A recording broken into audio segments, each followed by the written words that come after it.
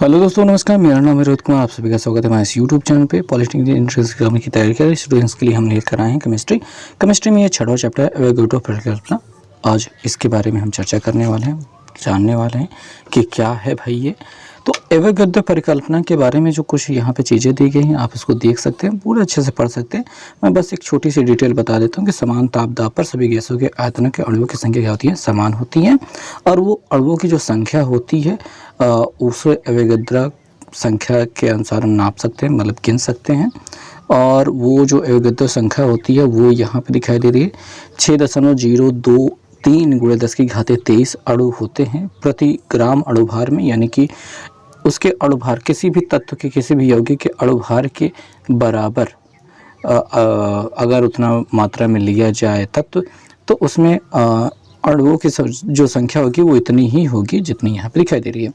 For example जैसे hydrogen ले लेते हैं। हाइड्रोजन H2 दिखाई दे रहा है। इसका जो अणुभार होगा वो क्या हो जाता है, 2 हो जाता है। तो 2 ग्राम अगर आप हाइड्रोजन लेंगे तो उसमें अणुओं की संख्या इतनी ही होगी। फॉर एग्जांपल अगर O2 लेते हैं, ऑक्सीजन, देखिए ऑक्सीजन का परमाणु भार 16 होता है, 16 दूनी 32, यहाँ पे 32 उसका अणुभार हो गया। 32 ग्राम अगर आप ऑक्सीजन लेते हैं तो उसके अणुओं की संख्या भी इतनी ही होगी। और ऐसे ही नाइट्रोजन आप लेते हैं तो इसका 14 दूनी 28 ग्राम अगर नाइट्रोजन लेते हैं तो अणुओं की संख्या इतनी ही होगी। तो यही मूल अवधारणा है, या फिर इसी के बराबर एक मोल भी होता है। तो ये सारी चीज़ें होती है। आप इसको पढ़ना चाहें तो पढ़ सकते हैं। हम सीधा अभ्यास माला पे चलेंगे और प्रश्नों को हल करेंगे। जो पहला प्रश्न हमको दिखाई दे रहा है वो ये कहा जा रहा है कि समान ताप और दाब पर गैसों के समान आयतनों में समान संख्या में क्या होता है। तो समान आयतनों में समान संख्या में क्या होता है, वो अणु होते हैं। ठीक है, ये अणुओं की संख्या होती है। दूसरा प्रश्न है, किसी गैस के 1 ग्राम अणु का आयतन मानक ताप दाब पर कितना होता है। 1 ग्राम अणु मतलब कि उसके अणुभार के बराबर अगर आप उतने वजन का गैस लेते हैं तो उसका जो आयतन होगा वो कितना होगा, वो 22.4 लीटर होता है मानक ताप दाब पर। 1 अणुभार के बराबर या फिर 1 ग्राम अणु के बराबर 22.4 लीटर होता है। सभी गैसों के लिए ये नियत रहता है। अगला प्रश्न है, कह रहे हैं मानक ताप दाब पर 17 ग्राम NH3 यानी कि अमोनिया का आयतन क्या होगा, ये हमको बताना था। देखिए भाई, अमोनिया जो होता है, नाइट्रोजन जो होता है, उसका परमाणु क्रमांक 14 होता है, प्लस हाइड्रोजन का परमाणु भार 1 होता है, गुणा करेंगे 3 से क्योंकि 3 परमाणु हैं। ठीक है, तो 3 × 3 14 3 17 हमको मिल रहा है 17 ग्राम जो होगा, या फिर 17 जो होगा NH3 का अणुभार होगा।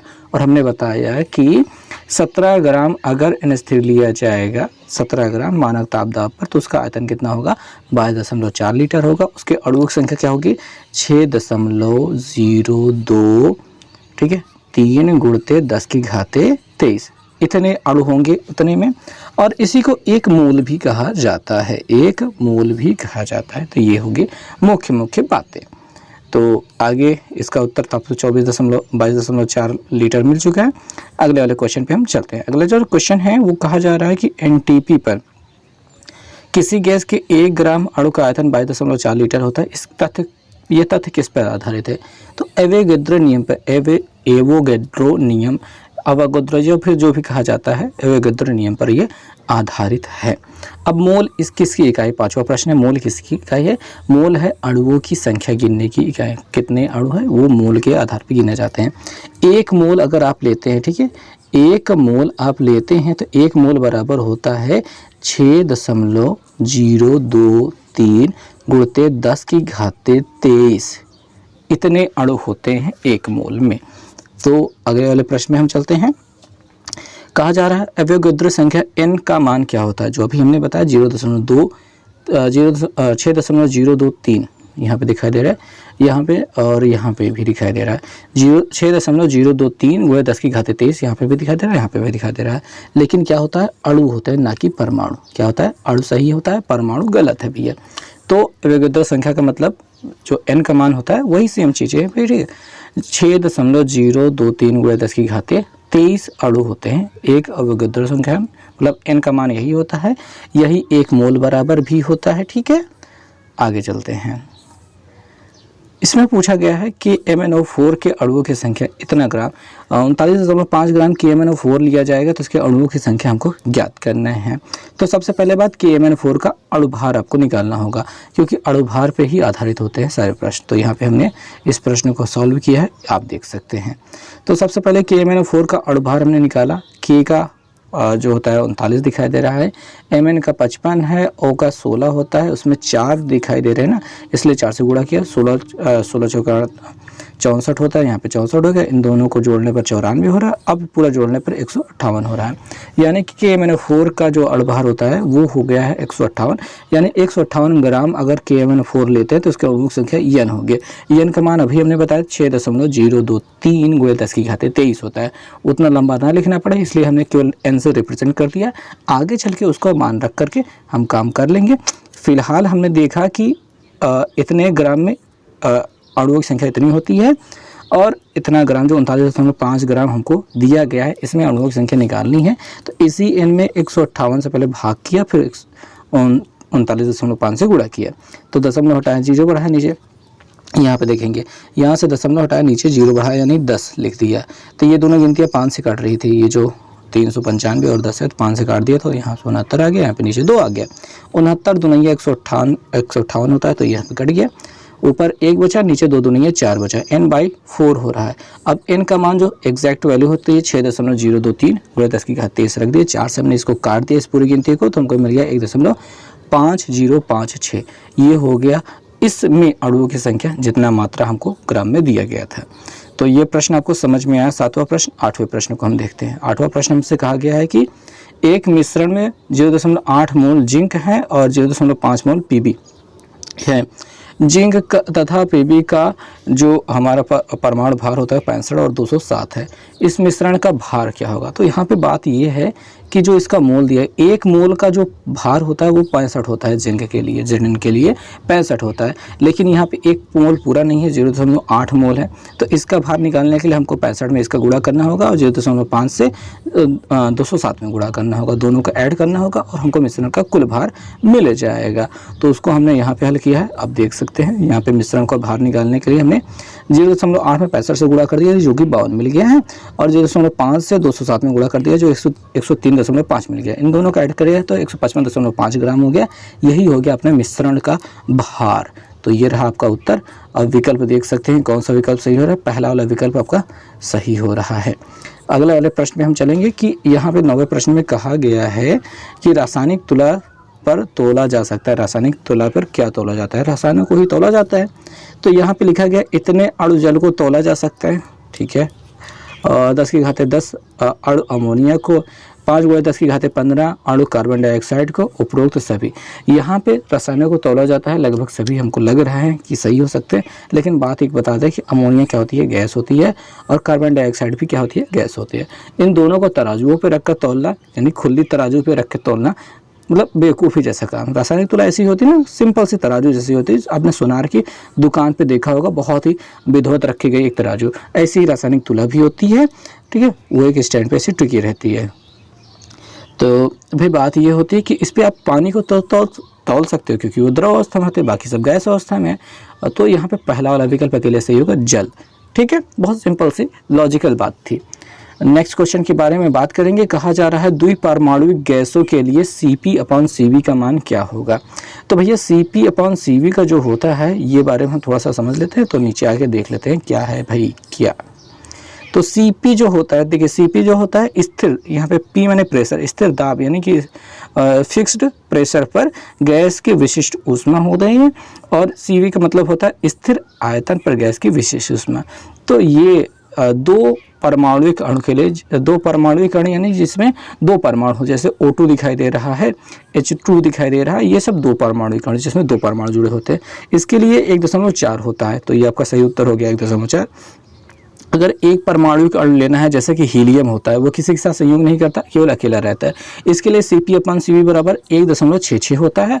और बहुपरमाणुविक अणु के लिए जो होता है 1.33, जिसमें ढेर सारे परमाणु जुड़े होते हैं। उसमें आप O3 ले सकते हैं, जिसमें 3 परमाणु जुड़े हुए हैं, ठीक है, ऐसा ले सकते हैं। तो यहाँ में 1.33 होता है। तो ये सारी चीज़ें हो गई, बात खत्म। अब 11 नंबर प्रश्न यहाँ पे हम अटका के देख रहे हैं। इसका विकल्प अगले पेज में था, तो थोड़ा सा ऐसे समझना होगा आपको कि सभी पदार्थों के लिए 1 ग्राम अणुभार में अणुओं की संख्या बराबर होती है। यह किसने सिद्ध किया था? ठीक है, यह किसने सिद्ध किया? तो सिंपल सी बात है, एवोगैड्रो ने सिद्ध किया होगा भाई। तो पहले आ जाते हैं उस नंबर सवाल पे, कहाँ गए? ये रहा विकल्प। तो एवोगैड्रो विकल्प में दिखाई दे रहा है, तो यही अपना सही विकल्प है। सो दोस्तों, जो नेक्स्ट क्वेश्चन है, अब आ जाते हैं 12 नंबर क्वेश्चन पे। कहा जा रहा है कि 9 ग्राम तांबे को यहाँ पे सांद्र H2SO4 में मिला करके गर्म करने पर NTP पर SO2 का आयतन कितना प्राप्त होगा, ये हमको समझना है। तो भैया इसके लिए आपको रिएक्शन पता होनी चाहिए। बिना रिएक्शन के ये क्वेश्चंस का आंसर नहीं मिलने वाला है। तो आइए रिएक्शन देखते हैं, उसके बाद फिर आंसर तक पहुंचते हैं। ये 12 नंबर क्वेश्चन देखिए भैया, रिएक्शन क्या है? कॉपर ले रहे हैं, कॉपर में H2SO4, तो ये copper CuSO4 plus H2O plus SO2 बन जाएगा। ये सारी चीज़ें बनती हैं, ये पूरा रिएक्शन है। ठीक है, अब कॉपर का जो परमाणु भार होता है वो 63.5 होता है। परमाणु भार 63.5 होता है। अगर आप इतना कॉपर लेंगे और H2SO4 के साथ रिएक्शन कराएंगे तो SO2 प्राप्त हो रहा है। ये इसके आगे कोई गिनती नहीं लिखी है, 1 2 3 4 कुछ नहीं लिखा है। तो वहाँ पे होता है कितना? 1। जब वहाँ पे 1 होता है तो इसका कितना हो गया? 1 मोल हो गया। 1 मोल जब प्राप्त होता है तो वो 22.4 ही लीटर होता है हमेशा। 1 मोल प्राप्त हुआ तो 22.4 लीटर। अगर यहाँ पे 2 लिखा होता है, जैसे कि H2O के साथ 2 लिखा गया है, तब ऐसी स्थिति में इसी 22.4 में 2 से गुणा करना पड़ता है। गुणा करके लिखते। आगे के प्रश्नों में आपको मिलेगा, अब चिंता ना करें, तब मिलेगा, समझेंगे। फिलहाल 63.5 ग्राम कॉपर से प्राप्त SO2 की मात्रा क्या होगी? 22.4 लीटर। और हमको क्वेश्चन में 9 ग्राम ही अकेले दिया गया है। 9 ग्राम का रिएक्शन कराएंगे तो यही 63.5 इसमें भाग हो रहा है और 9 से गुणा हो रहा है। तो हमने यहाँ से एक अंक पे दशमलव था वो हटा लिया, यहाँ पे आप देख सकते हैं यहाँ पे। और उसके बाद अपन यहाँ पे 9 का इसके साथ गुणा करा दे तो इतना दिखाई दे रहा है। अब ये कितनी बार लगभग जा सकता है? 600, पीछे से 2 गिनती छोड़ दी, 6 से भाग किया, 6×6 3 बार लगभग जा सकता है। विकल्प में आप देखेंगे तो 3 दशमलव करके केवल एक ही विकल्प दिखाई दे रहा है। ठीक है, हमने केवल यहाँ पे तुक्का लगाया है। पीछे से 2 गिनती छोड़िए, 6 का पहाड़ा पढ़ा, 20 से ज़्यादा ना जाए, 6×18, तो 3 बार ये जा रहा है 3.2। ऐसा करके अगर आप विकल्प में आएंगे, ठीक है, 3.2 करके वाला जो विकल्प दिखाई दे रहा है केवल यही दिखाई दे रहा है, चौथा वाला विकल्प है। ठीक है, इसमें केमिस्ट्री में और इस चैप्टर में खास तौर से आपका विकल्प बहुत ज़्यादा मायने रखने वाला है। आपको याद रखना होगा, मतलब क्वेश्चन को सॉल्व करना है, साथ में विकल्प भी देखना है, क्योंकि कैलकुलेशन बहुत ज़्यादा इसमें मुश्किल होने वाली हैं, बहुत लंबी होने वाली हैं। तो इसलिए आपको विकल्प पे रख करके अंदाज़ा लगा करके देखना होगा, समझना होगा। एक बार फिर मैं आपको समझा दूं कि यहाँ पे मैंने भाग कैसे किया है कि भैया यहाँ पे 22.4 था तो इसमें इससे भाग किया जाएगा और 9 से गुणा किया जाएगा। तो ये पूरा हिसाब दिखाई दे रहा है। 0.1 पे था तो हटा दिया। यहाँ पे 224 गुणते 9/3 635 हो रहा है। 9 से हमने गुणा करा दिया तो 2016 मिल गया। अब पीछे वाले 35 और 16 को हमने छोड़ दिया, 6 का पहाड़ा पड़ा, 20 से ज़्यादा ना जाए, 6×18 लगभग 3 बार जा रहा है। तो 3 करके जो भी विकल्प, 3 दशमलव करके जो भी विकल्प आएगा, क्योंकि यह दशमलव में ही जाने वाला है, ठीक है, 3 दशमलव करके जो भी विकल्प आएगा वही अपना उत्तर हो जाएगा। तो ये हो गया। अगर यहाँ पे भाग दिया जाएगा तो 3.17 मिलेगा, जो कि 3.2 के बराबर लीटर मान लिया जाएगा। इतना लीटर हो गया इसमें आयतन। अब जो प्रश्न है 13 नंबर प्रश्न है, उसको हमको देखना है, वो देखते हैं। कहा जा रहा है कि सेम वही क्वेश्चन है कि 24.5 ग्राम पोटेशियम क्लोराइड को गर्म करने पर ऑक्सीजन प्राप्त होगी, कितने लीटर ऑक्सीजन प्राप्त होगी, ये हमको बताना है। आपको इसके लिए रिएक्शन पता होना चाहिए। तो 13 नंबर क्वेश्चन में आ जाते हैं पोटेशियम क्लोराइड में। अब यहाँ पे आप देख सकते हैं 2KClO3 change into 2KCl plus 3O2 प्राप्त हो रहा है। इसका क्या मतलब हो गया कि इसको गर्म करने पर या फिर रिएक्शन करने पर इतना कुछ प्राप्त हो रहा है। तो आप देख रहे हैं 2KClO3 हो रहा है, तो इसका अणुभार निकालना है तो 2 तो रखना ही पड़ेगा, ठीक है। ये जो 2 है बार गुणा हो गया, K का हो गया भैया 39, Cl का हो गया 35.5, ऑक्सीजन O बराबर 16 होता है, 16 गुणित 3 करना पड़ेगा क्योंकि 3 अणु से है। 16 48 हो गया और 35.5 39 को जोड़ने पर 74.5, इन दोनों को जोड़ने पर 122.5, 2 से गुणा करने पर 245 आ गया। यानी 245 ग्राम में कितना लीटर मिल रहा है आपका ये गैस। तो यहाँ पे देखेंगे KCl, देखिए O2 जो हो रहा है वो एक अणु है, तो यहाँ पे 3 आगे लिखा होने का मतलब हो गया उसके 3 मोल के यहाँ पे प्राप्त हो रहे हैं, 3 मोल प्राप्त हो रहे हैं। 1 मोल होता है 22.4 लीटर के बराबर, उसमें 3 से गुणा करना पड़ेगा, तो यहाँ पे 67.2 लीटर प्राप्त हो रहा है, यानी कि 245 ग्राम अगर यहाँ पे पोटेशियम क्लोराइड को से आपको 67.2 लीटर ऑक्सीजन प्राप्त होगी। तो आपको जो दिया गया है वो दिया गया है 24.5 ग्राम केवल दिया गया है KClO3, ठीक है, इतना ग्राम दिया गया है। ठीक है, तो ये इतना तो हमने रिएक्शन से निकाला, अब इतना ग्राम आपको दिया गया है तो इस गिनती से भाग किया जाएगा इसमें। ठीक है, इस गिनती से यहाँ पे देखिए ये बटे में इसके साथ जाएगा, यहाँ पे भाग कर रहा है, और इस गिनती से यहाँ पे मल्टीप्लिकेशन कर दिया जाएगा। ये सिंपल सा मैथमेटिक्स का सॉल्यूशन है। ठीक है, तो इतने ग्राम में इतना लीटर, इतने ग्राम में कितना लीटर, तो वही सिंपल सा बात है, जोड़ घटाना हो रहा है, गुणा भाग हो रहा है, तो इससे मल्टीप्लिकेशन और इससे डिवीजन। तो यहाँ से 1 अंक पे दशमलव था, नीचे 0 बढ़ गया, इससे काम किया तो 10 बार गया, 10 से जब भाग किया तो 1 अंक पे और दशमलव लग गया, यानी 6.72 लीटर मिल गया, 6.72 लीटर मिल गया। ये हो गया इस प्रश्न का उत्तर। तो ये तो यहाँ पे तो कैलकुलेशन थोड़ी सी आसान थी। तो 13 नंबर में आप विकल्प देख सकते हैं, कौन सा दिखाई दे रहा है, 6.72 लीटर, तीसरा वाला विकल्प आपको सही दिखाई दे रहा है। कुछ प्रश्न ऐसे भी होंगे जिसमें कैलकुलेशन थोड़ी सी आसान होगी, कुछ प्रश्न होंगे जिसमें मुश्किल भी होगी। आपको दोनों ही चीज़ों को ध्यान रखना है, जहाँ पे आपको मुश्किल हो रही है वहाँ पे आपको थोड़ा सा दिमाग लगा लेना है। 14 नंबर प्रश्न देख रहे हैं कि 0.22 ग्राम CO2 का NTP पर आयतन क्या होगा, ये हमको बताना है।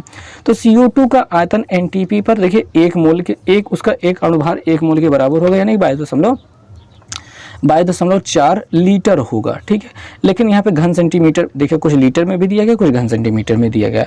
अगर हमें जो मिलेगा उसको हम अगर लीटर वाला हिसाब नहीं मिल पाएगा करेक्टली, तो हम उसको घन सेंटीमीटर में बदल लेंगे, क्योंकि 1 लीटर बराबर जो होता है वो 1000 घन सेंटीमीटर होता है। तो 1000 से गुणा कर देंगे तो घन सेंटीमीटर में वो बदल जाएगा।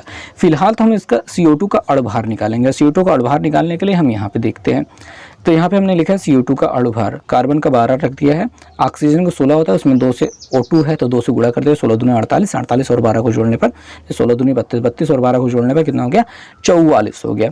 यानी 44 ग्राम CO2 लेंगे, कार्बन डाइऑक्साइड लेंगे, तो उसका आयतन कितना होगा, 22.4 लीटर होगा। 44 ग्राम CO2 का 22.4 लीटर होगा। लेकिन आपको कितना दिया गया है, 0.22 ग्राम दिया गया है CO2, 0.22 ग्राम दिया गया है CO2, इसका जो आयतन है वो निकालना है। तो एट लास्ट हमें क्या करना होगा, 22.4 में भाग किया जाएगा इस 44 से और मल्टीप्लाई किया जाएगा 0.22 से। तो यही यहाँ पे किया गया है। 0.2 को सॉल्व करने के लिए यहाँ से दशमलव घटा के नीचे 2 0 बढ़ा दिया गया है, यानी हमने 100 सीधे 100 लिख दिया, 22 होता है, यहाँ पे 2 मिल गया, इस 2 से इसको काट दिया तो 11.2 मिल गया। इस 100 से जब भाग करेंगे तो 0. देखिए यहाँ पे क्या हो रहा है भैया कि 0.112 लीटर मिल रहा है। विकल्पों में ये नहीं मिल रहा था, 0.112 लीटर नहीं मिल रहा था, इस वजह से इसको 1000 से मल्टीप्लाई कर दिया तो सेंटीमीटर क्यूब में बदल गया। तो 112 सेंटीमीटर क्यूब वाला देखेंगे तो हमको ये विकल्प दिखाई दे रहा है। ठीक है, तो ये वाला 112 घन सेंटीमीटर, ये दूसरा वाला विकल्प हमको मिल गया है। ठीक है, बात को समझना पड़ा, थोड़ा सा समझना पड़ा।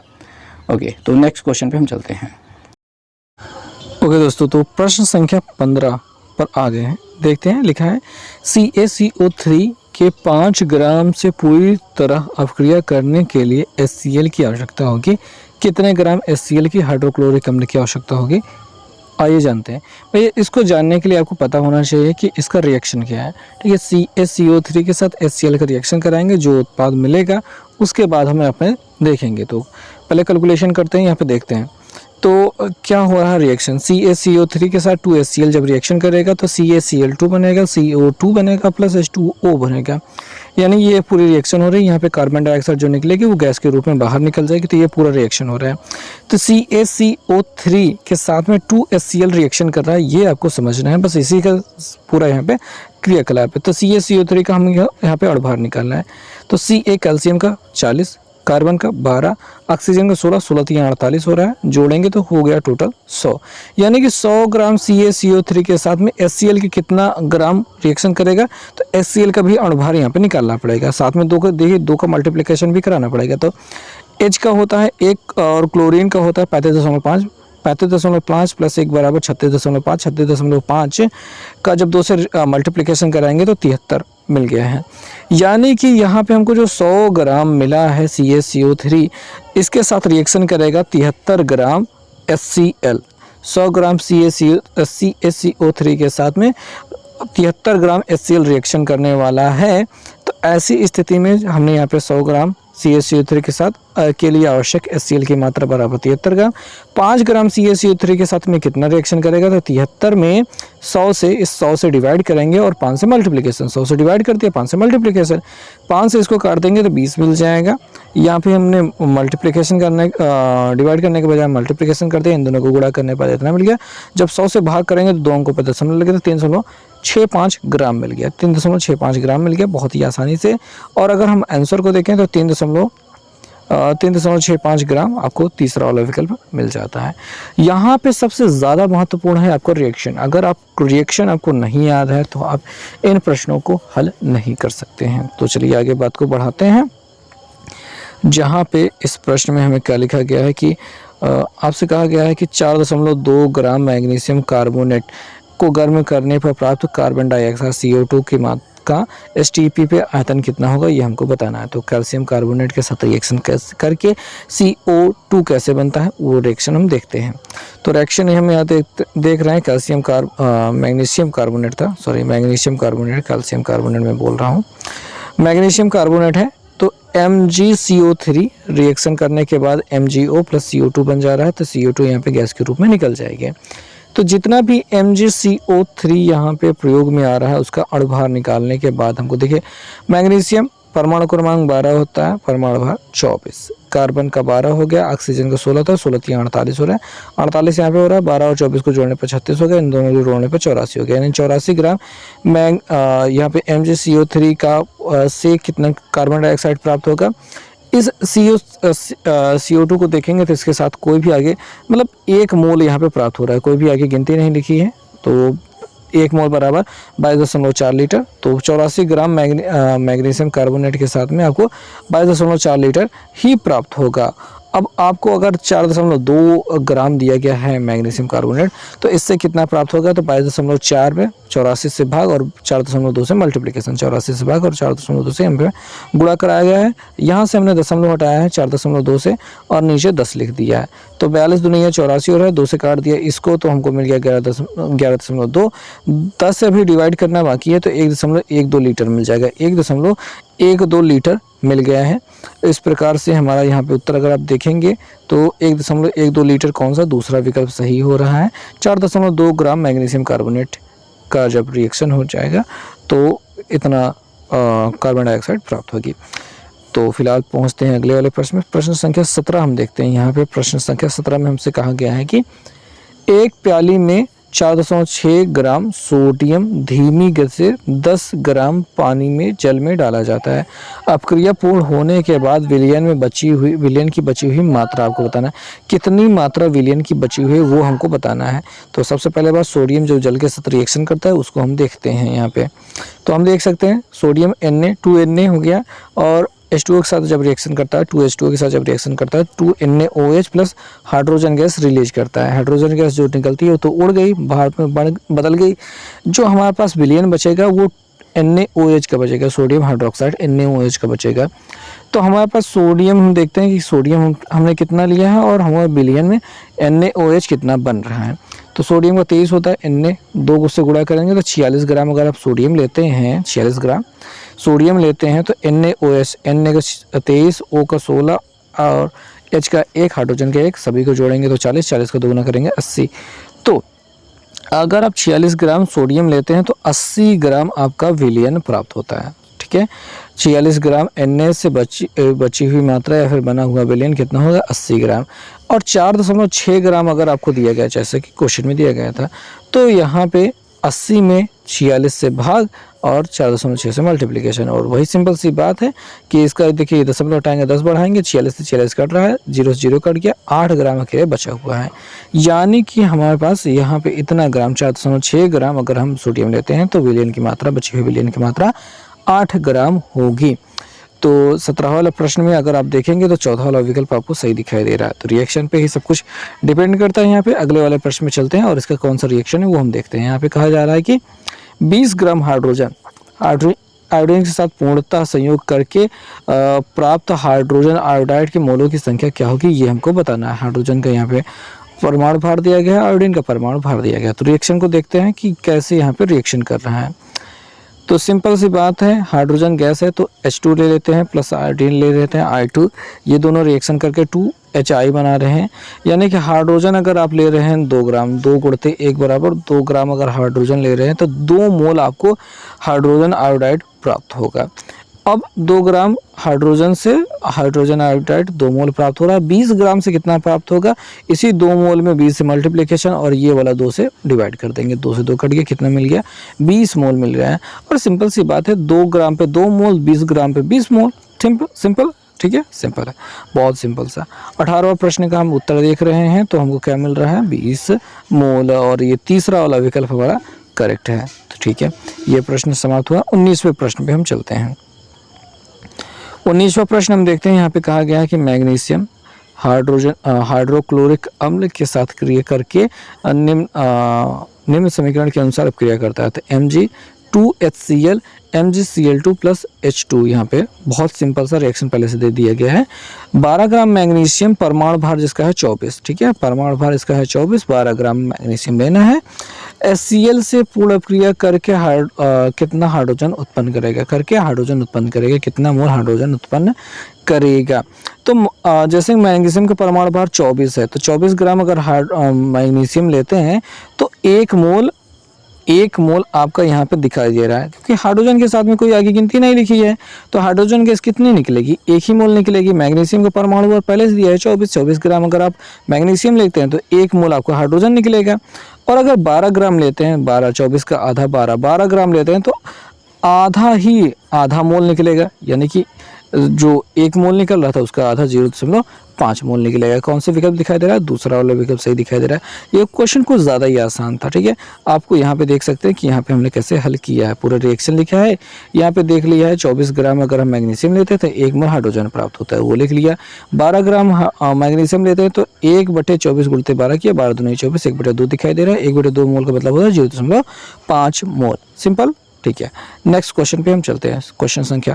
प्रश्न संख्या 20 दिखाई दे रहा है। प्रश्न हम देखते हैं, कह रहे हैं समीकरण हमको यहाँ पे दिया गया है। समीकरण क्या है, 4FeS2 plus 11O2 change into 2Fe2O3 plus 8SO2 से बताइए कि 0.6 किलोग्राम आयरन पायराइटिज जो ये आगे दिया गया है FeS2, इसी को पूर्णतः आक्षेपित करने के लिए SO2 का NTP पर कितना आयतन प्राप्त होगा। पूरा आक्षेपित कर दिया कि SO2 को कितना आयतन प्राप्त हुआ, ये हमको बताना है। तो फिर ठीक है, सिंपल सा यहाँ पे रिएक्शन पहले से दिया गया है।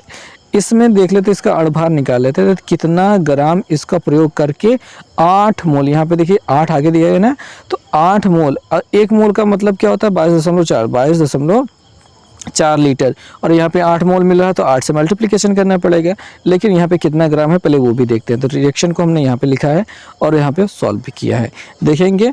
तो हमने यहाँ पे Fe का 56 हो गया है, S का होता है 32, 32 का 2 गुना करें, 32 दूनी 64, 64 और 56 को जोड़ने पे 120, 120 का 4 गुना करना पड़ेगा क्योंकि आगे 4 लिखा है, तो 4 से गुणा करना है, 12 चौक 48 हो गया।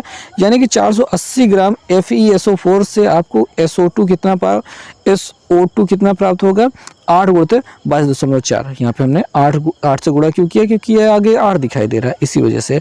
और 1 मोल प्राप्त हुआ तो 22.4, 8 मोल प्राप्त हुआ तो 8 गुणित 22.4, तो 179.2 लीटर यहाँ पे प्राप्त हो रहा है। तो 179.2 लीटर प्राप्त हो रहा है।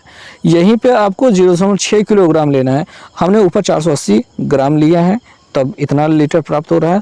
तो 600 ग्राम 0.6 किलोग्राम का मतलब होता है 600 ग्राम FeSO2 से कितना प्राप्त होगा।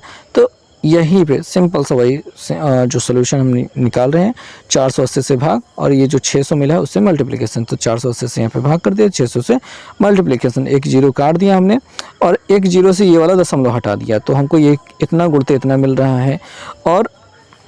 और यहाँ पे एक चीज़ और समझने वाली बात है कि ये जो हमने 139.2 जो लिखा था, ये क्या 22.4 गुणित 8 से मिला था। अगर हम वहाँ पे ऊपर मल्टीप्लिकेशन ना करा के अलग रखते हैं तो 8 6 48 हो रहा है, ये बड़ा आराम से कट जा रहा है, ठीक है। बाकी और से काटने के बजाय 8 चंग 48, 6 बच गया, 6 से काट देंगे, इस जो 6 बचे हुए हैं 10 बच जाएगा, और 10 से जब इसमें मल्टीप्लिकेशन कराएंगे तो हमको बहुत ज़्यादा गुणा भाग करने की ज़रूरत नहीं भी, 224 लीटर हमको प्राप्त हो गया। तो हमको कितना लीटर प्राप्त होगा, 224 लीटर, ठीक है। सिंपल क्वेश्चन, बहुत आसान हो गया। ओके, तो 224 लीटर आपको यहाँ पे दूसरा वाला विकल्प दिखाई दे जा रहा है, ठीक है। नेक्स्ट क्वेश्चन पे हम चलते हैं। यहाँ पे अगला जो क्वेश्चन है, यदि SO2 का वाष्प घनत्व 32 ग्राम है, 32 है, तो NTP पर 5.6 लीटर SO2 का भार क्या होगा, ठीक है। तो ये वाष्प घनत्व जितना होता है उससे अणुभार निकाला जा सकता है, क्योंकि किसी भी गैस का अणुभार बराबर होता है 2 गुणित वाष्प घनत्व। 2 गुणित क्या होता है, वाष्प घनत्व होता है। तो 32 इसका वाष्प घनत्व है, उसका दोगुना करेंगे, 32 दूनी 64, 64 क्या हो जाएगा, इसका अणुभार हो जाएगा। 64 अणुभार प्राप्त होने के बाद आप कह सकते हैं कि 64 ग्राम अगर SO2 लेते हैं, ठीक है, तो इसका जो वज़न होगा 64 ग्राम SO2 का जो हो जाएगा वो 22.4 लीटर हो जाएगा, 22.4 लीटर। 64 ग्राम SO2 लेते हैं तो 22.4 लीटर के बराबर होगा। आइए थोड़ा सा इसको नीचे सॉल्व करके रखे हैं, उसको देखते हैं। अणुभार से हमने देखिए अणुभार वाष्प घनत्व से हमने निकाल लिया है। 64 ग्राम जो हमको मिला, 64 ग्राम SO2 का आयतन 22.4 लीटर, यानी 22.4 लीटर SO2 का जो द्रव्यमान होगा वो 64 ग्राम होगा, और हमको 5.6 लीटर दिया गया था, ठीक है। 5.6 लीटर का हमको द्रव्यमान निकालना था, तो इस 64 में 22.4 से भाग किया और ये जो 5.6 उससे मल्टीप्लिकेशन किया, एक अंक पे दशमलव था वो हमने काट दिया है, और ये गिनतियां कट रही तो उसको हमने काटने की कोशिश की है। ध्यान से देखेंगे क्या क्या हमने काटा है, कैसे कैसे हमने काटा है। तो भैया यहाँ पे हमको 224 मिल रहा था, ऊपर 64 गुणे से 56 मिल रहा था, तो हमने 4 से काटा, तो हमको ये 4 से जब काटा तो ये 56 मिल गया, 4 से इसको 16 चौको 64 हो रहा है, 16 मिल गया। 56 से 56 पूरा कट गया है, खाली 16 बच रहा था, तो 16 ग्राम यहाँ पे, ठीक है, 16 ग्राम। तो हमको 16 ग्राम SO2 मतलब कि 5.6 लीटर का जो आपका द्रव्यमान होगा वो 16 ग्राम होगा। तो ये प्रश्न समाप्त हुआ, ठीक है। 16 ग्राम कौन सा विकल्प सही है, दूसरा विकल्प सही है, ठीक है। नेक्स्ट क्वेश्चन पे हम चलते हैं। अगला क्वेश्चन है 22 नंबर क्वेश्चन, कह रहे हैं कि सोने के 1 मोल के परमाणुओं का भार 197 ग्राम है। सोने का 1 मोल लेते हैं तो उसके परमाणुओं का भार एकता है। सोने के 2.2 गुणे 10 की घात 23 परमाणुओं का अनुमानित भार क्या होगा। 1 मोल का मतलब होता है 6.023 गुणित 10 की घात 23 परमाणु, ठीक है। इतना परमाणु, इतना अणु या परमाणु ले सकते हैं, ठीक है। अगर वो परमाणु दे रहा है तो हम परमाणु लेंगे। तो इतना परमाणुओं का भार इतना ग्राम 197 ग्राम दिया गया है। इन परमाणुओं का अनुमानित भार हमको निकालना है। तो बहुत सिंपल सा यहाँ पे कैलकुलेशन होने वाली है, बहुत सिंपल सा कि 1 मोल का भार इतना दिया गया है, यानी कि 6.023 गुणे 10 की घात 23 परमाणुओं का भार 197 ग्राम दिया गया है। हमको निकालना है 2.2 गुणे 10 की घात 23 परमाणुओं का भार निकालना है। तो 197 में हमने 6.023 गुणे 10 की घात 23 से हमने मल्टीप्लिकेशन डिवाइड किया, और 2.2 गुणे 10 की घात 23 से मल्टीप्लिकेशन किया। तो यहाँ पे घात 23 वाला कट गया हिस्सा, और इसको सॉल्व करने के लिए हमने देखिए यहाँ से 1 अंक से दशमलव हटाया, यहाँ से 1 अंक से हटा के 60.23 रख दिया। अब क्या किया गया है भैया, इसको मल्टीप्लाई कराया हमने, ठीक है। और मल्टीप्लाई कराने से पहले इसको देखिए लगभग में उत्तर लाने की हमने कोशिश की है। कैसे हमने कोशिश की है देखेंगे। 60 से इसको भाग करेंगे, 60 से इस गिनती को भाग कर रहे हैं तो एक ही गिनती हटा देते हैं, 6 से भाग कर देते हैं, 6 का 18, यहाँ पे क्या मिल गया 3 मिल जाएगा। 6 का 18 3 के लगभग में जा रहा है। 30 से जब 22 में गुणा कराएंगे तो 22 3 66 आ रहा है। कितना आ रहा है, 66 आ रहा है। तो 66 से क्या करेंगे, तो भाई विकल्प में आएंगे, 66 के नज़दीक वाला जो विकल्प होगा वही हमारा उत्तर हो जाएगा। तो हम 22 नंबर सवाल पे आते हैं। तो 66 के नज़दीक वाला विकल्प कौन सा दिखाई दे रहा है, हमको 66 जो मिला था उसके नज़दीक वाला विकल्प क्या है, 72 है। हमने पूरे कैलकुलेशन नहीं कराया, मल्टीप्लिकेशन बहुत अच्छे से कराएंगे, कैलकुलेटर बैठेंगे लेकर तब जाके आपको ये 72 मिल जाएगा। लेकिन हमने कैसे आपको पहुँचाया 66 से 72 तक, जो उसके नज़दीक है उसी से आप पहुँच सकते हैं। तो हमने क्या किया, 60 से पहले इसमें भाग किया, और इसमें भी पूरी तरीके से नहीं, 6 और 0 और 7 को छोड़ दिया। 6 का 18 हो रहा, 3 बार जा रहा है, यानी कि 3 यहाँ से प्राप्त हो सकता है, या 3 के नज़दीक में कुछ भी प्राप्त हो सकता है, उससे बड़ा कोई गिनती। और 3 से जब 22 में गुणा किया तो हमको क्या मिल गया 66, और 66 के नज़दीक वाला केवल जो गिनती है वो 72 ही है। तो यहाँ पे कितना ग्राम हो गया, 72 ग्राम उसका भार हो गया। विकल्प के आधार पर हमने इस प्रश्न को हल किया है, और कुछ इसमें हमने अलग से कुछ ऐड नहीं किया है। अब यहाँ पे आ जाते हैं कि सो दोस्तों जो अगला प्रश्न है 23 नंबर प्रश्न है, इसमें कहा है एक रासायनिक समीकरण निम्न है। यहाँ पे Cu कॉपर दिया गया है, 4HNO3 change into CuNO3 whole twice plus 2NO2 और प्लस 2H2O दिया गया। इस सब क्रिया में NO2 का आयतन कितना होगा। NO2 का आयतन हमसे पूछ रहा है, बहुत ज़्यादा कुछ यहाँ पे करने की ज़रूरत नहीं है। इसके आगे 2 लिखा गया है, 2 लिखा होने का मतलब होता है मोल, 2 मोल, ठीक है। अगर ये 1 होता तो 22.4 लीटर के बराबर, 2 लिखा है तो 2 गुणते 22.4, तो 4 दूनी 8 मिल गया और फिर 4 4 44.8। कौन सा दिखाई दे रहा है विकल्प, तीसरा विकल्प दिखाई दे रहा है, तीसरा विकल्प दिखाई दे रहा है। प्रश्न बहुत ज़्यादा आसान है और यहाँ पे हमने इसको सॉल्व करके भी लिखा है, तो यहाँ पे आपको देख सकते हैं कि कितना आपको आंसर मिला है, 44.8 लीटर। सिंपल सा वही, बस हमको यहाँ पे 2 देख करके यहाँ पे काम किया हमने, ठीक है। 24 नंबर प्रश्न पे आ जाते हैं। कहा गया है कि हाइड्रोजन के एक अणु का द्रव्यमान कितना होगा, वो हमको बताना है। एवोगैड्रो वाला काम लगाने वाले हैं, आइए देखते हैं कैसे लगाने वाले हैं। देखिए हाइड्रोजन का जब अणु लिया जाएगा तो H2 हो जाता है, H2 हो जाएगा। H2 के 6.202 गुणे 10⁻23 अणुओं का भार क्या हो जाएगा, 2 ग्राम हो जाएगा, इसका अणु भार। अब देखिए एक अणु भार मतलब 2 हाइड्रोजन का 2 ग्राम लेंगे तो वो उसके अणु भार के बराबर है। 2 ग्राम बराबर 1 मोल होता है, 1 मोल बराबर उसके परमाणुओं की या फिर उसके अणुओं की संख्या 6.02 गुणे 10⁻23 होती है, ठीक है, इतना होता है। इतने अणुओं का भार 2 ग्राम हो रहा है। एक अणु का भार निकालने के लिए 2 में इसी सेम गिनती से डिवाइड कर दिया गया है। डिवाइड करने के बाद देखेंगे कि 2/6.02 आ रहा है, 2 से काटा 2 का नाम 2, यहाँ पे 3.012 दिखाई दे रहा है और 10⁻23 नीचे है, प्लस में ऊपर जाके माइनस में लिख दिया गया है। और ये 3.01 को हमने 3 मान लिया है, तो 1/3 जब मिला है, 1/3 मिलने के बाद हमने इसको 3 से जब डिवाइड किया तो 0.33 मिल गया है, ठीक है। इसके लगभग में पहुंचना है, बहुत ज़्यादा एग्जैक्ट आंसर लाने की कोई ज़रूरत नहीं है, कोई ज़्यादा चिंता करने की ज़रूरत नहीं है। 3 देखिए 3.01 था तो उसको 3 मान लिया गया, 3 से जब डिवाइड किया तो 0.33 मिल गया, 10⁻23 हो रहा है। विकल्पों में जाके चेक करेंगे तो 3.3 दिया गया था, इसको मानक रूप में बदलना है तो दशमलव यहाँ पे खसका है तो 3.3 हो गया। और जब दाईं ओर जा रहे हैं तो दशमलव में क्या होता है, एक ही संख्या की कमी आ जाती है, यानी कि -1 हो जाएगा, -23 -1 मिलकर के -24 हो जाएंगे।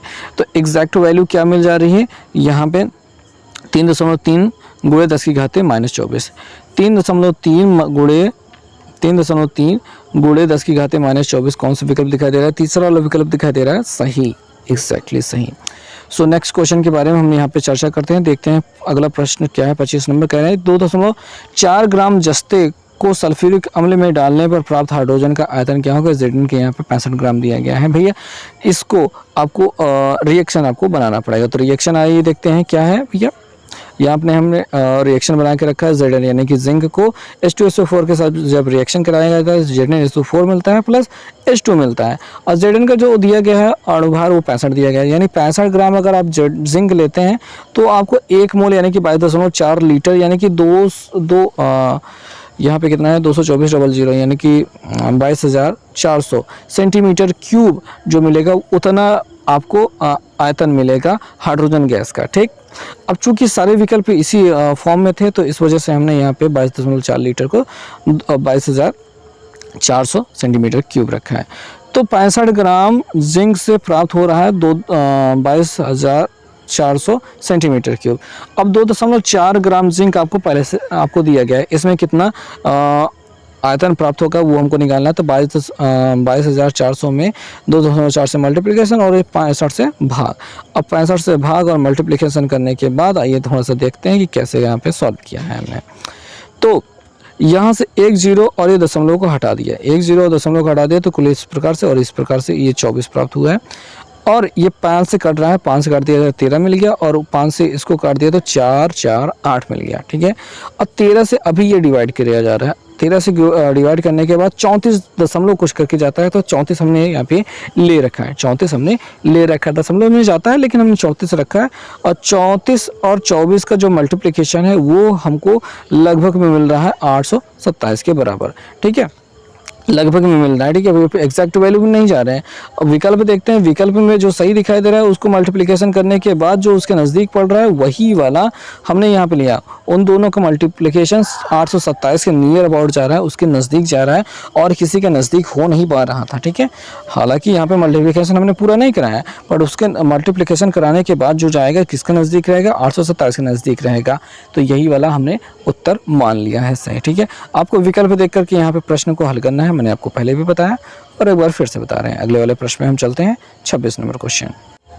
सो दोस्तों जो नेक्स्ट क्वेश्चन है उसमें कहा गया है कि 43.5 ग्राम MnO2 को HCl के साथ गर्म करने पर NTP पर Cl2 यानी क्लोरीन गैस प्राप्त होती है। और यहाँ पे पूरा उसका सभी के परमाणु भर दिए गए हैं और हमको यहाँ पे कितने लीटर में सब विकल्प दिया, कितने लीटर क्लोरीन गैस प्राप्त होगी ये हमको निकालना है। तो इसके लिए हमको रिएक्शन की ज़रूरत है। तो आइए चलिए रिएक्शन को देखते हैं कि MnO2 को जब HCl के साथ रिएक्शन कराया जाता है तो MnCl2 और plus 2H2O plus chlorine gas प्राप्त होती है। अब MnO2 का हम यहाँ पे द्रव्यमान निकालते हैं। Mn का हो गया 55 और O का हो गया 16, 16 दूनी 32, 32 और 55 को जोड़ने पर 87 ग्राम MnO2 आप लेते हैं तो आपको कितना लीटर प्राप्त होगा। भैया क्लोरीन के साथ आगे कोई गिनती नहीं दिया है, यानी कि ये 1 मोल ही प्राप्त हो रहा है। 1 मोल का होता है 22.4 लीटर, तो 22.4 लीटर यानी कि 87 ग्राम MnO2 को गर्म करने पर या फिर रिएक्शन कराने पर 22.4 लीटर आपको क्लोरीन गैस प्राप्त हो रही है। लेकिन आपको उतना तो दिया नहीं गया, आपको दिया गया 43.5 ग्राम MnO2 से कितना क्लोरीन गैस प्राप्त होगी तो वो हमको निकालना है। तो इसके लिए 22.4 को यहाँ पे हमने लिखा और ये जो 87 मिला था उसको हमने डिवाइड किया और ये 43.5 से मल्टीप्लिकेशन किया। तो अब इसके एग्जैक्ट वैल्यू के बराबर हम यहाँ पे पहुँचने वाले हैं। अब ये गिनती जो है वो कट रही थी तो हमने काट दिया किससे, 3 से। तो 3 से ऊपर नीचे वाली दोनों गिनतियाँ कट रही हैं तो हमने 3 से काट दिया। 3 दूनी अच्छा, 3 9 27, 3 से ऊपर वाला काट दिया, 3 करा 3 3 और बचेगा एक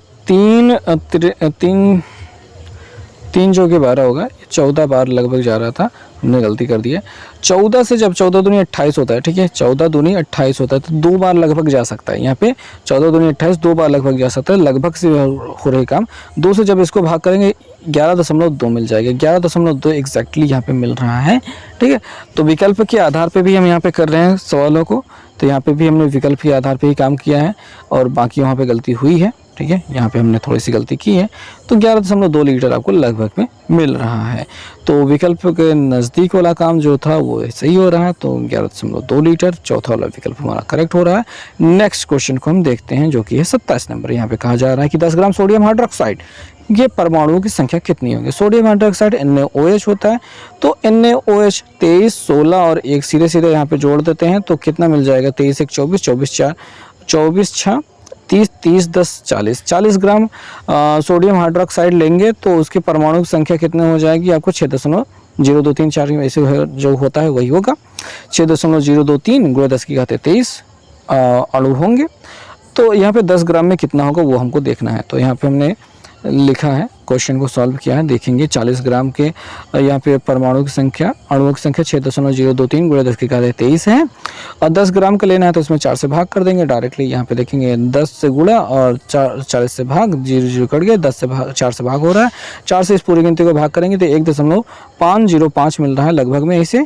तो यही हो जाएगा आपको उत्तर 1.505 × 10⁻23 अणु, ठीक है। तो ये रहा इस प्रश्न का उत्तर, ठीक है, समझ में आ गया होगा। तो यहाँ पे आपका जो सही जवाब है वो है 1.515 × 10⁻23 अणु।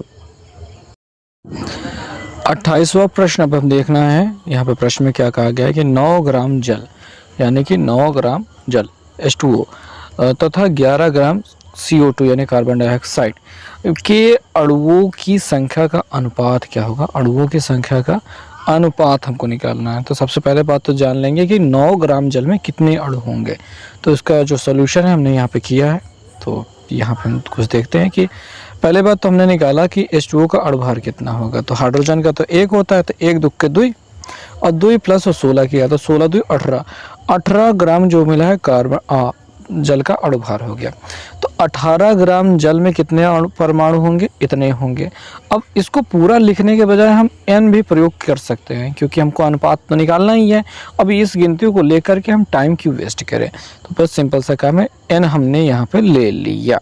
ओके, तो 9 ग्राम H2O के अणुओं की जो संख्या निकालनी है, तो इस पूरी गिनती की जगह मान लीजिए n और गुणते 9/18 तो करना ही था।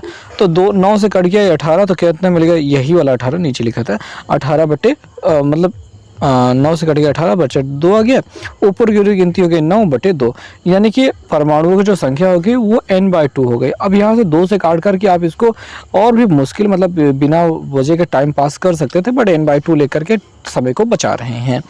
11 ग्राम कार्बन डाइऑक्साइड में अणुओं की संख्या निकालना है, तो इसके लिए पहले हमको उसका अणुभार चाहिए होगा। तो हमने यहाँ पे अणुभार निकाला है कार्बन डाइऑक्साइड का, कार्बन का 12 हो जाएगा, 16, 16 दूनी 32, 32 और 12 जोड़ने पर कितना हो जाएगा, 44। यानी कि 44 ग्राम 44 ग्राम अगर आप कार्बन डाइऑक्साइड लेते हैं तो 1 मोल के बराबर हो जाएगा, यानी उसके अणुओं की संख्या हो जाएगी यही 6.023 इतना हो जाएगा। लेकिन अभी यहाँ पे देखिए इसके अणुओं की संख्या निकालते हैं। अणुओं की संख्या देखिए n/44, जो भी उसका अणुभार होगा 44 उसको बटे में करेंगे, और जो भी उसका ग्राम में भार दिया गया उसको उससे मल्टीप्लिकेशन, 11 चौके 44 हो रहा है, 4 से n/4 हो रहा है। यही हिसाब हमने ऊपर भी किया था, वहाँ पे समान रूप से करते गए थे। यहाँ पे एक फार्मूला जैसा काम हो गया, यानी अणुओं की संख्या अगर आपको निकालनी है 11 ग्राम CO2 में अणुओं की संख्या, तो पहले तो तो संख्या n ऊपर रखिए, नीचे उसका अणुभार रखिए 44 और मल्टीप्लिकेशन कर दीजिए जितना ग्राम वो है दिया गया है, जितना ग्राम वो दिया गया है, तो n/4 मिल गया।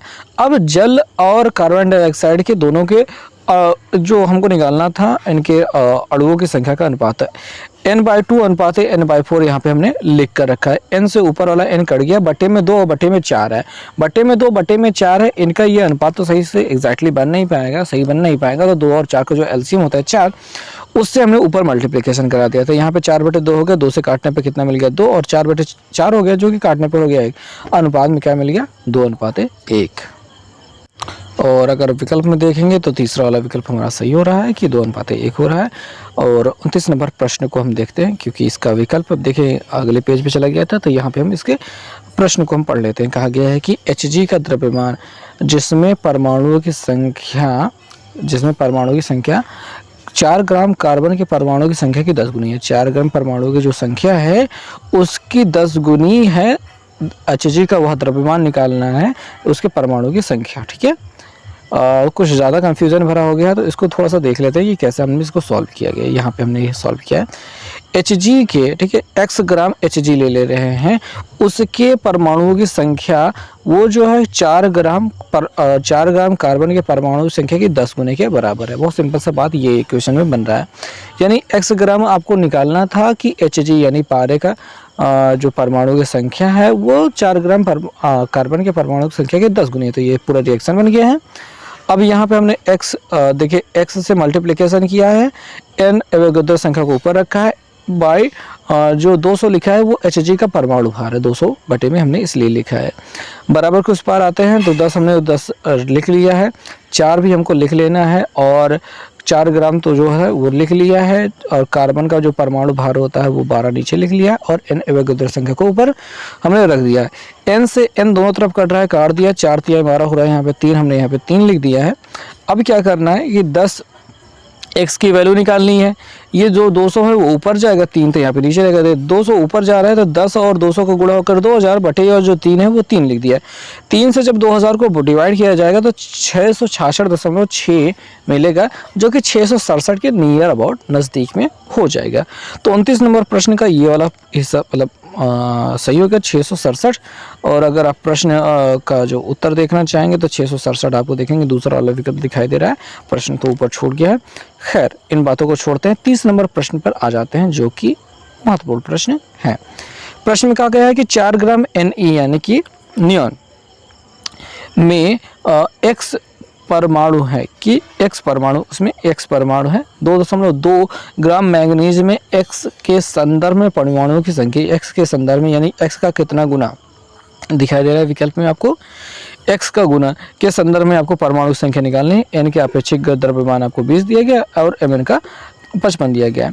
यानी कि 20 ग्राम अगर Ne लेते हैं तो उसका जो परमाणु का भार होगा वो अवोगाद्रो संख्या के बराबर होगा, लेकिन यहाँ पे हमारे पास 4 ग्राम दिया गया है। तो इस प्रश्न को कैसे करना है आइए देखते हैं। तो इस प्रश्न को करने के लिए हम यहाँ पे देखेंगे कि 4 ग्राम Ne का जो परमाणु संख्या है वो x है। तो x में x का जो वैल्यू हो जाएगी वो x की वैल्यू क्या हो जाएगी यहाँ, ठीक है, इसका द्रव्यमान ही तो था ना, द्रव्यमान निकालना था। तो परमाणु की संख्या निकालनी थी। तो यहाँ पे देखिए 4 ग्राम Ne में परमाणु की संख्या x है, तो x की वैल्यू एग्जैक्टली क्या हो जाएगी वो यहाँ पे अवोगाद्रो संख्या n निकल रहा है, नीचे इसका परमाणु भार जो रहता है 20 वो रख लिया है, मल्टीप्लाई कर दिया इसी 4 ग्राम से। तो 4 से काटने के बाद ये क्या हो जाएगा, n बचा है, n/5 हो गया है। x की वैल्यू क्या है, n/5 हो गई है। अब 2.2 ग्राम mn में कितने परमाणु होंगे वो निकालना है। तो n हमको ऊपर अवोगाद्रो संख्या ऊपर रखनी है। mn बराबर 55 आपको दिया गया था क्वेश्चन में ही, हमने नीचे 55 रख दिया और मल्टीप्लाई कर दिया इस 2.2 से। तो दशमलव हटाया, नीचे या 0 बढ़ा दिया, 22 से काट दिया, 11 से काट दिया, 11 दूनी या 22 हो रहा है और 11 55 50 मिल रहा है, फिर 2 से काट दिया तो 25 मिल रहा है, यानी n/25 हो रहा है, n/25 हो रहा है यहाँ पे mn में परमाणु की संख्या। n/25 ये जो 25 है 5 गुणा 5 होता है, तो उसमें हमने अलग कर दिया, ये 1/5 हो गया, ये n/5 हो गया। और n/5 आपने देखा था कि ये वो x की वैल्यू थी, x की वैल्यू क्या मिली थी, n/5, तो इसके जगह x रखा जा सकता है। तो यहाँ पे हमने x रखा है और 1/5 x रखा है। 1/5 का मतलब क्या हो गया, 5 से भाग करेंगे तो 0.2 x मिल जाएगा, यानी x के टर्म में ही हमको निकालना था। तो 0.2 x क्या हो गया, इसमें परमाणुओं की संख्या हो गई। तो आप यहाँ पे देख सकते हैं कि कौन सा विकल्प आपका सही हो रहा है। दूसरा विकल्प आपका सही हो रहा है 0.2x, ठीक है, ओके करेक्ट। नेक्स्ट क्वेश्चन पे चलते हैं। यहाँ पे 31 नंबर क्वेश्चन दिया गया है, मानक ताप दाब पर 500 घन सेंटीमीटर कार्बन डाइऑक्साइड प्राप्त करने के लिए चूना पत्थर की कितनी आवश्यकता होगी, कि इतने चूना पत्थर को गर्म करने पर या फिर रिएक्शन कराने पर इतना घन सेंटीमीटर क्यूब क्या होगा, कार्बन डाइऑक्साइड प्राप्त होगा। तो रिएक्शन को पहले देख लेते हैं, उसके बाद आंसर पर हम चलते हैं। देखिए CaCO3 ये चूना हो गया, चूना पत्थर हो गया, इसको जब रिएक्शन कराया गया, बुझाया गया तो CaO बुझा हुआ चूना प्लस कार्बन डाइऑक्साइड CO2 निकला। अब CaCO3 का यहाँ पे अणुभार निकालते हैं।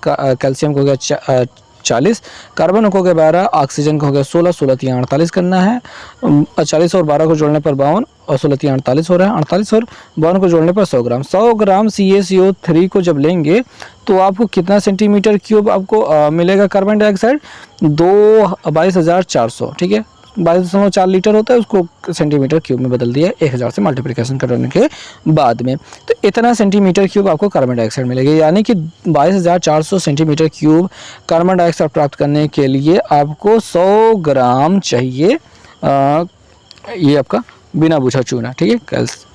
अब यहाँ पे 500 ग्राम आपको 500 सेंटीमीटर क्यूब यानी कि 500 घन सेंटीमीटर आपको चाहिए था कार्बन डाइऑक्साइड। तो उसके लिए इसी 100 में इस जो 22,400 है उससे डिवाइड और 500 से मल्टीप्लाई करना होगा। बहुत सिंपल सा इक्वेशन बनने वाला है। ये 2 जीरो कट गया और 5 और 100 को गुणा कराना है 500 हो गया।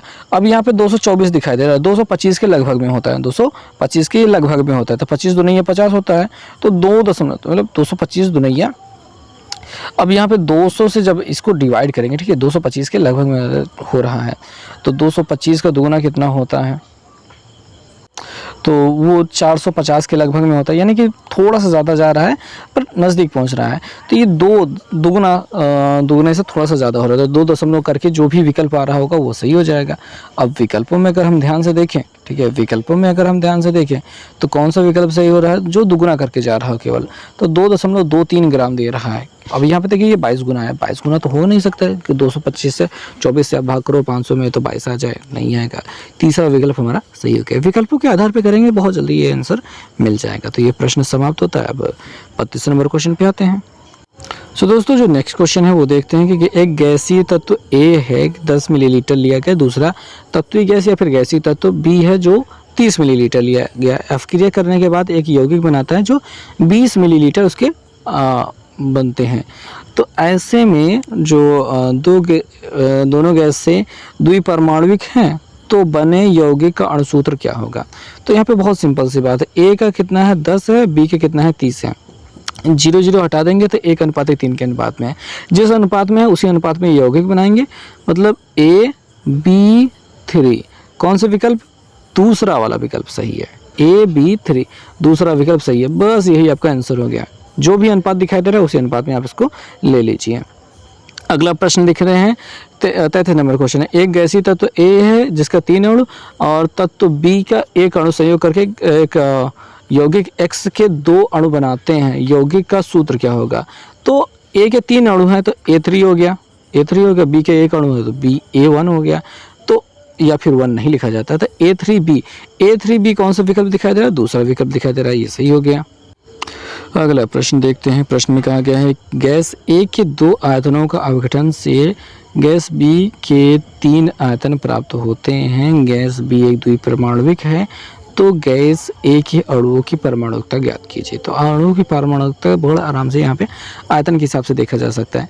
देखिए गैस ए के 2 आयतन से 2 आयतन लिया गया है और उसकी परमाणुकता हमको नहीं मालूम है, तो हम उसको X ले लेते हैं, बराबर गैस बी के 3 आयतन प्राप्त हो रहे हैं और उसकी परमाणुकता 2 है तो मल्टीप्लाई 2, ये 2 से 2 कैंसिल हो गया और X बराबर क्या दिखाई दे रहा है, 3 दिखाई दे रहा है। तो ए के अणुओं की परमाणुकता जो हमको मिल रही है वो क्या होगा, 3 होगा, तीसरा विकल्प हमारा सही होगा, बहुत ही आसान।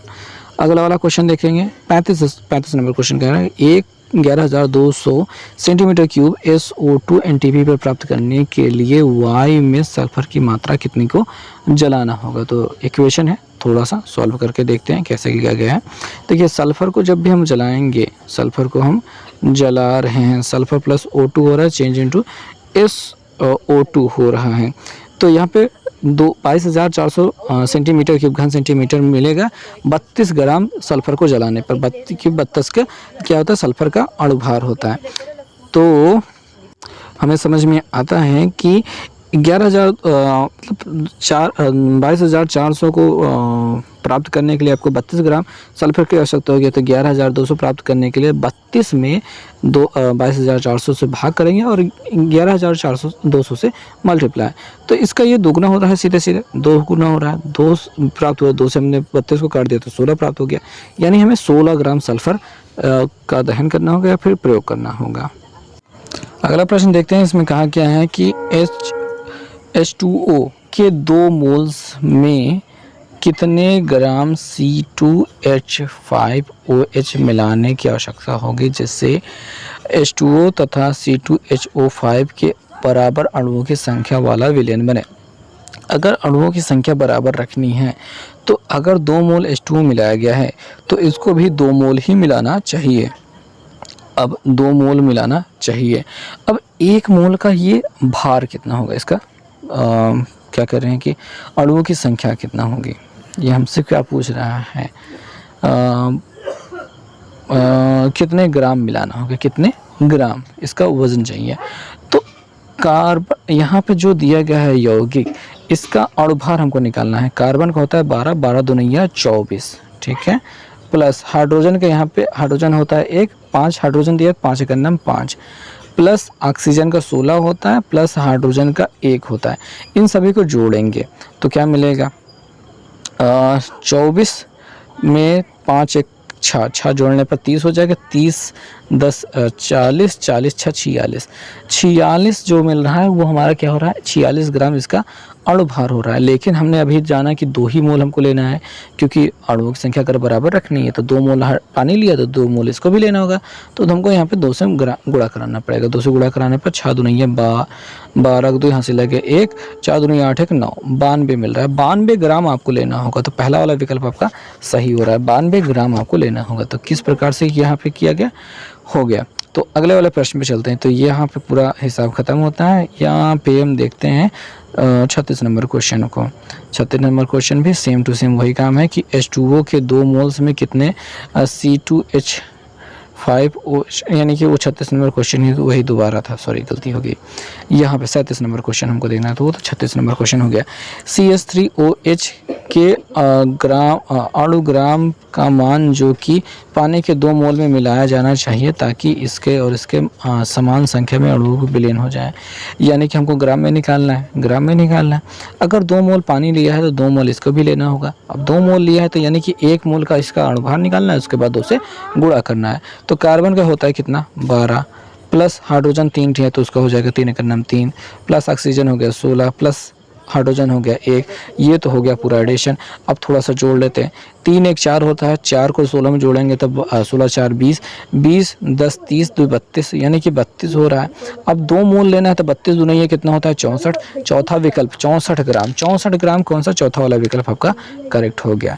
ठीक है, नेक्स्ट क्वेश्चन पे चलते हैं, तो जो है 38 नंबर क्वेश्चन। 38 नंबर क्वेश्चन में क्या गया है, CO के 1 मोल को हाइड्रोजन के 2 मोल की उपस्थिति में गर्म किया जाता है, जिससे 327 डिग्री सेल्सियस पर CH3OH का 22.4 लीटर क्षमता के बर्तन में प्राप्त होता है। अब क्रिया के बाद बर्तन का दाब यानी कि हमको प्रेशर निकालना है कितना होगा। तो प्रेशर के लिए एक स्पेशल सा फॉर्मूला होता है, वो आपको ध्यान देना होगा। तो यहाँ पे भी ध्यान देने वाली बात है कि P बराबर प्रेशर बराबर, देखिए P बराबर nRT/V होता है। यानी क्या है, इसके मोलों की संख्या, 2 प्रकार की चीज़ें थी तो उन दोनों के मोलों की संख्या नीचे रखना है, V उसका आयतन रखना है, और RT एक नियतांक है, T यानी कि टेम्परेचर है जो कि केल्विन में होना चाहिए। अब N1 क्या है, CO के मोलों की संख्या जो कि 1 दी गई है, और N2 क्या है, दूसरा जो भी दिया गया उसके मोलों की संख्या जो कि 2 दी गई, हाइड्रोजन की दिया गया। आयतन 22.4 लीटर पहले से दिया गया। टेम्परेचर 327 डिग्री सेल्सियस दिया है, जिसमें 273 को जोड़ना पड़ेगा और ये केल्विन में बदल जाएगा। सारा काम यहाँ पे केल्विन में होता है, तो 600 केल्विन में प्राप्त हो गया। और R की जो वैल्यू होती है 0.0831 होती है। इतना सब कुछ प्राप्त हो जाने के बाद हम चीज़ों को यहाँ पे सीधा रख देंगे। अब यह N1 N2 की जगह 1+2 कर लिया है, और R की वैल्यू रख दी है, और T की वैल्यू रख दी है, और यहाँ पे हमने आयतन भी रख दिया। इन दोनों को जोड़ने पर 3 हो गया। इस वाली गिनती से हमने यहाँ पे दशमलव, देखिए पहले तो 2 जीरो से यहाँ पे दशमलव यहाँ पे खसका, फिर ये वाला 1 दशमलव हटाकर और खसका दिया आगे। ठीक है, तो ऊपर हमको क्या मिल गया 83.1 गुणते 6/224 हो गया। 2 से गिनती कर रही थी तो हमने ऊपर 3 प्राप्त कर लिया, नीचे 112 प्राप्त कर लिया। कुल मिला के इतना सब कुछ हमको दिखाई दे रहा है। अब ऊपर वाली गिनतियों को गुणा कर लेते हैं। 3 3 9 होगा, 9 का 9 और 9 3 27 के साथ आंसर लगे 2, और 9 9 8 72 2 74 112। देखिए 747.9/112 दिखाई दे रहा है। अब 112 से देखेंगे ये कितनी बार ये जा सकता है, तो हमको पूरा नहीं करना है। 2 को जैसे 7 2 और 7 को छोड़ दीजिए, 11 का पहाड़ा पड़िए, 74 से ज़्यादा ना जाए, तो 11 6 का 66। ठीक है, 6 बार जा सकता है, यानी कि 6 दशमलव करके कुछ जाएगा। तो 6.6 वाला जो विकल्प दिखाई दे रहा है वो आप देखिए, विकल्पों में जाइए। ठीक है, विकल्प में हम यहाँ पे पहुँच जाते हैं, तो 6 दशमलव करके कौन सा आ रहा है, ये तीसरा वाला विकल्प दिखा रहा है, 6.6 दिखाई दे रहा है। ठीक है, इस प्रकार से इस प्रश्न का उत्तर मिल गया है। अगले वाले प्रश्न में चलते हैं। यहाँ पे हमसे कहा गया है कि एक खुले बर्तन में 27 डिग्री सेल्सियस पर हवा है, बर्तन में कितने तापमान को ठंडा किया जाए कि अणुओं की संख्या 50% बढ़ जाए। तो कितना ठंडा किया जाए वो हमको समझना है। बहुत ही आसान सा क्वेश्चन रहने वाला है। तो मान लेते हैं कि 1 मोल हवा उसमें पहले से भरी गई है 27 डिग्री सेल्सियस पर जो है। 27 को 273 से जोड़ेंगे तो 300 केल्विन क्या हो गया, 300 केल्विन उसका तापमान हो गया। अब ठंडा किया गया जिससे जो है तापमान 1 केल्विन तक आ गया, और उसकी मोलों की संख्या 50% बढ़ गई। 1 मोल है तो 50% बढ़ाने का मतलब हो गया 1.5 मोल हो जाना, 1.5 मोल हो जाना। तो N1T1 बराबर N2T2 ये हो जाता है इसका फार्मूला। ठीक है, N1T1 बराबर N2T2। N1 पहले मोल 1 था और टेम्परेचर 300 था, अभी मोल 1.5 हो गया और टेम्परेचर x हो गया। x हमको मान निकालना है, 1.5 से जगह पे डिवाइड हो जाएगा, दशमलव हटाया 0 बढ़ाना है। 3000/5 15 हो रहा है, 15 दूनी 30 यानी कि 200 आ रहा है। 200 केल्विन क्या हो गया, अब टेम्परेचर होगा। 200 केल्विन में से 273 को घटाना पड़ेगा, क्योंकि टेम्परेचर को डिग्री सेल्सियस में रखना है। 273 घटाने पर -73 डिग्री सेल्सियस हो गया, यानी कि कहाँ तक घटाना होगा, 73 डिग्री सेल्सियस पर -73 तक लेकर आना होगा। तो विकल्पों में अगर आप देखेंगे तो आपको उत्तर मिल जाएगा जाएगा -73 डिग्री सेल्सियस। तो इस प्रकार इस प्रश्न का उत्तर हो चुका है। अगले वाले प्रश्न की बात करेंगे जो कि है 40 नंबर क्वेश्चन। 40 नंबर क्वेश्चन में हम देखते हैं कि हमसे क्या कहा गया है। कहा गया है कि 2.4 ग्राम मैग्नीशियम और 1.6 ग्राम ऑक्सीजन के साथ क्रिया करके मैग्नीशियम ऑक्साइड बनाता है। MgO के अणुओं की संख्या क्या होगी, ये हमको बताना है। तो इसके अणुओं की संख्या ज्ञात करना थोड़ा सा आसान काम रहेगा। कैसे करना है आइए देखते हैं। क्वेश्चन को सभी को सॉल्व करके हमने रखा है, ठीक है। यहाँ पे हमने इसको थोड़ा सा नीचे रख दिया है। तो देखेंगे 2mg + O2 change into 2mgO। यहाँ पे 2 मोल मैग्नीशियम के लिए जा रहे हैं तो mg का 24 होता है। 24 दूनी 48 ग्राम लेते हैं तो आपको 2 मोल आपको अणु प्राप्त होते हैं, ठीक है। तो यही में हमको मैग्नीशियम यहाँ पे देखिए ऑक्सीजन और मैग्नीशियम दोनों दिया था। मैग्नीशियम से ज़्यादा महत्वपूर्ण ज़्यादा महत्व रखा जाता है, उसी के आधार पर हम यहाँ पे चेक करने वाले कि कितना यहाँ पे मैग्नीशियम ऑक्साइड प्राप्त होगा। तो 2.4 ग्राम हमको दिया गया था। तो 48 ग्राम में आपको 2 मोल प्राप्त हो रहा है। तो 2.4 ग्राम में क्या होगा, 2 मोल में 2.4 से गुणा 48 से भाग, दशमलव हटाएंगे 0 बढ़ाएंगे, 24 दूना 48 होता है। तो यहाँ पे 20 मिल जाएगा। 2 से 1 काटने पर कितना हो जाएगा, n/10 दिखाई दे रहा है, ठीक है। पूरा सॉल्व करने के बाद n/10 आपको दिखाई दे रहा है। n की वैल्यू कितना है, 6.023 × 10 की घात 23 होता है। और 10 से जब भाग करेंगे तो 23 में से की गिनती घट जाएगी। तो 6.023 × 10 की घात 22 अणु रह जाएंगे, ठीक है। इतने अणु हो जाएंगे। तो ये प्रश्न आपको समझ में आया कैसे करना है, ठीक है, करेक्ट। तो नेक्स्ट क्वेश्चन पे हम चलेंगे जो कि 41 नंबर क्वेश्चन हमको दिखाई दे रहा है। यहाँ पे हमको दिखाई दे रहा है, ठीक है। 40 था, 40 खत्म हो गया। 41 नंबर क्वेश्चन कह रहे हैं 15 मोल O2 प्राप्त करने के लिए कितने मोल KClO3 की आवश्यकता होगी। तो यहाँ पे KClO3 से कैसे हम प्राप्त करेंगे O2, ये आपको रिएक्शन पता होना चाहिए। तो रिएक्शन हम देखते हैं। तो 2KClO3 change into 2KCl + 3O2, ये हो गया कंप्लीट रिएक्शन। आपको 2 मोल KClO3 को लेना होगा ताकि आप 3 मोल ऑक्सीजन प्राप्त कर सकें। तो 3 मोल ऑक्सीजन प्राप्त करने के लिए 2 मोल KClO3 चाहिए। तो 15 मोल ऑक्सीजन प्राप्त करने के लिए कितने की चाहिए, 3 × 5 = 15 हो रहा था। 2 में 5 से गुणा करेंगे, 2 × 5 = 10 मोल आपको KClO3 चाहिए। बहुत सिंपल सा रिएक्शन, बहुत सिंपल सा यहाँ पे सॉल्यूशन हो गया। 42 नंबर क्वेश्चन देखेंगे। एक गैस का वाष्प घनत्व 8 दिया गया है। अब देखिए वाष्प घनत्व जब आपको दिया हो तो उससे अणुभार निकालना बहुत आसान होता है। 2 गुणित वाष्प घनत्व होता है अणुभार बराबर, वाष्प घनत्व 8 है तो अणुभार कितना हो जाएगा, 16 हो जाएगा। 16 ग्राम अगर आप वो गैस लेते हैं तो उसमें NTP पर उसका आयतन क्या होता है, 22.4 लीटर होता है। भाई बात समझेंगे, वाष्प घनत्व 8 है तो उसका अणुभार 16 ग्राम हो जाएगा। 16 ग्राम अगर आप वो गैस लेते हैं तो 22.4 लीटर तो वो होना ही होना है। 1 मोल बराबर 22.4 लीटर। अब 8 ग्राम का आयतन ज्ञात करना है। तो 16 ग्राम को 22.4, 8 ग्राम मतलब उसका आधा का आधा कितना हो जाएगा, 11.2 लीटर। 11.2 लीटर कौन सा दिखा दे रहा है, तीसरा वाला विकल्प। बहुत आसान प्रश्न, बहुत आसान। नेक्स्ट क्वेश्चन पे चलते हैं। 43 नंबर क्वेश्चन कह रहे हैं मानक ताप व दाब पर गैस के मोलर आयतन कितना होता है। तो मोलर आयतन 22.4 लीटर होता है, 22.4। और यहाँ पे मिलीलीटर दिया है, सॉरी ये गलती हो गई, थोड़ा सा ध्यान देना होगा। ये दूसरा विकल्प सही होगा, 22.4 लीटर दूसरा वाला विकल्प सही होगा। सो आई थिंक इसी के साथ ये पूरा प्रश्न समाप्त होता है, तो बात ही खत्म हो जाती है। Okay bye.